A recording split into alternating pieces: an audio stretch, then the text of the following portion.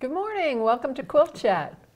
We're looking forward to having a great time here today. We're going to talk just a little bit about the super blue blood moon that we had this morning. I guess a lot of you have seen that. Did you? If you saw it, let us know. We were talking just now about the last time that there was a super blue blood moon, and Bonnie found out 1866, long time ago, Wow. 150 something years ago. Now, of course, we've had recent supermoons and recent blue moons, but to put it all together with the blood moon being the eclipse of the moon, it's a pretty cool thing. Yes, and we had a little bit of clouds here in the city this morning, so we didn't get to see it the whole time, but they switched over to NASA so we could see it this morning. Yeah, and Andrea, you said you saw it really clearly. I did. It was a sight to see, that's for sure. Yes. Well, anyway, and so of course a blue moon is the second full moon in a month, in any calendar month, and the super moon is when it is bigger and brighter. Right. And then the blood moon has to do with the eclipse. Right. My view was right through some trees, actually, toward the horizon, and it looked very Halloweenish, kind of spooky. I saw some really cool pictures of people that got pictures of it behind the Statue of Liberty, behind some bank buildings, that would be neat. To where you really had something in relation to it to see the color and how big it was. And another great idea for a quilt. Yes, absolutely. I bet we'll see some. Maybe. Well, okay, so today we have a special guest with us. Andrea Ray is our contest coordinator, and Andrea, I know you're busy working on the spring contest now, but first of all, tell us when people are going to know when they get notified about the Spring Paducah Show. So notifications are scheduled to go out on March 9th, but you might want to check your mailbox on February 23rd. Check that email box then, because you might possibly get it a little early, because I'll be in Daytona the week before. Oh, all right, so you're going to try to get it done before you leave. I'm going to attempt to, yes. Well, and it's not too early for people to start thinking about entering the fall shows. Oh, absolutely not. So what are the deadlines coming up for that? So we have Grand Rapids first, and that is April 13th, I'm sorry. And then we have Fall Paducah, which is May 4th. And then our new show in Virginia Beach, which is June 1st. We're all looking forward to that one. Okay, all right. Well, so they still have time to finish that binding on that quilt and get photos taken, don't they? That's right. And how do they enter their quilts? So you can enter online. Everything that you need you can find at QuiltWeek.com/contest. It will have videos that'll walk you through it if you've never done it. And if you're still having trouble, always call me and I'll walk you through it myself. Okay, and they can call you at what number? 270-898-7903, and I'm extension 174. Or they can just ask for Andrea and they'll send it That's right to you, won't That's they? right. You're our only Andrea. That's right.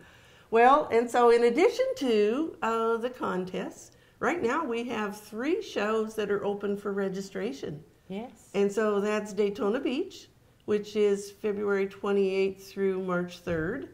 And Lancaster is March, oh gosh, the dates slip my mind right now. 3rd. 21st? 21st. We're getting signals. Right. Can you tell? The 21st through the 24th of March. And then, of course, the Spring Paducah Show, and the dates for that are the 18th through the 21st. Correct. And so that's a little bit earlier than normal, so everybody just needs to pay attention that those are slightly different dates than we normally have. Correct. Yes. They're so different that it slipped your mind. Yeah, right. Well, do you know what? We do get kind of used to it, some of the shows being on the same week of the month, and when they get switched just a little bit due to a convention center not having an availability or something, it takes a minute. Well, and you know what? It doesn't help either that we're working on fall shows, and we're also working on shows for 2019. So we have lots of dates that we're mixing up right now. Lots of good quilts coming up. That's right. To see. That'll be That's great. right. Well, so to register for any of those shows, you just need to go to QuiltWeek.com and choose the show, and then you'll be able to go in and register.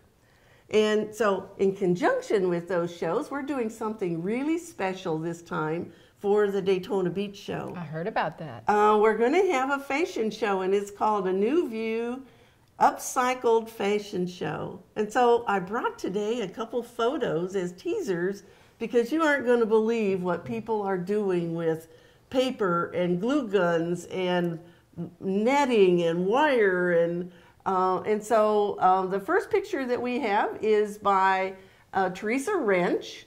And so this is all made out of paper that's been curled on a broom handle. Wow, Can you imagine that? That's cool. I like that. And then she's done, and on the right-hand picture, you can see how she's done some custom cut designs out of paper that she used for the top of it. Okay, and then we have another picture that is, it's called All Bottled Up, and it was by Gail Warner. And this one used 450 water bottles. Those are actually water bottles for that skirt there. Yes, wow. Where she cut them and then kind of let them curl down. And so this is just a sampling of some of the things that we're going to get to see at that fashion show. This is for charity, right? It is. It's a benefit for the Conklin Center for the Blind. They're in Daytona Beach, and they have an early youth program. And so our funding will go directly into that program for that'll the be Conklin fun. Center. It's not exactly quilting, but anybody who's there in Daytona might have a really good time checking that out. Well, and just to see what they use, because they're so creative in using all kinds of different things that normally would end up in the landfill. Right. So now, where can people find out more information about this? Well, that would be under QuiltWeek.com, the Daytona Beach show. And if you click on special events, it'll take you to the description for that, and that you're able to go in and buy your tickets. Excellent. So I can't wait. And in fact, I've already asked for a couple banners that are now no longer being used by AQS. And so you just wait and see what I come up with out of a couple vinyl banners. That'll be fun. We'll see what we can make out of them, and I think it will be fun, and be fun to share it with everybody. What have you got here for us today, Bonnie? Well, do you know, we all sew, and we also unsew. We do. And so this little thing called a seam ripper sometimes becomes our best friend. And so today I brought several different kinds of tools that we might be unsewing with.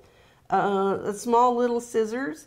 I like these Karen K. Buckley scissors because, number one, they're really sharp, but they also have bigger hand holes for me to hang on to.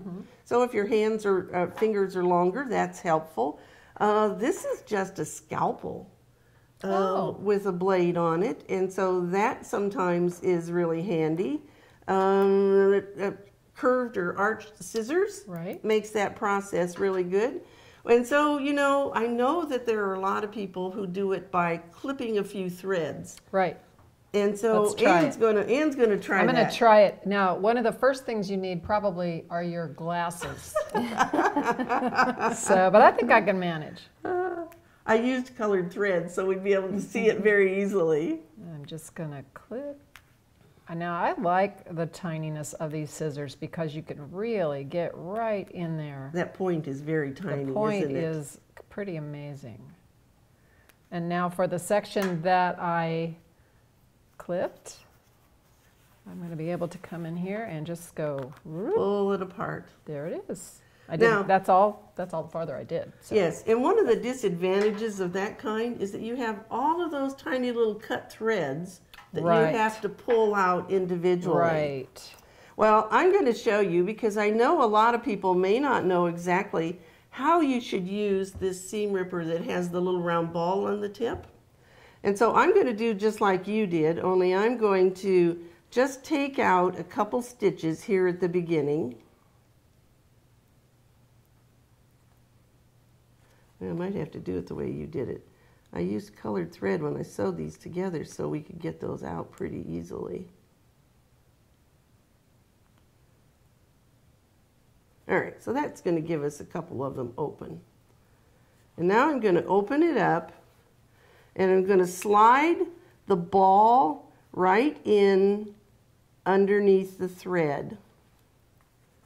This should just go zip when we get it started here. And so we'll get it started, maybe. I love working with batiks, don't you? They're so good to. Well, yes, and they're good and sturdy too. So all right, well, so I had it slid in there.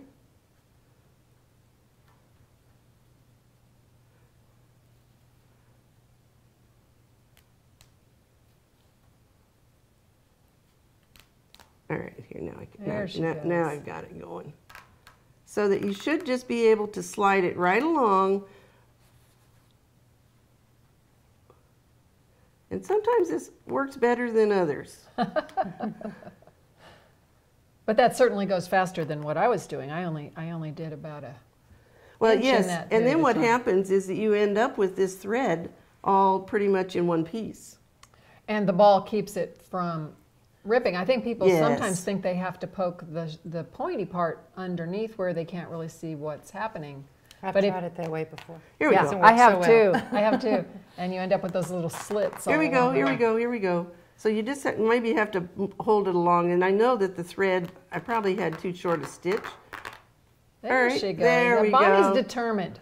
I'm going to do it one way or the other, aren't I? So look how quickly you did that. That's great. And then the whole seam. And so if you had several seams that you had to take out, just remember what that little ball is for. It's really to protect the fabric and also to be able to slide it right along that seam line and cut it.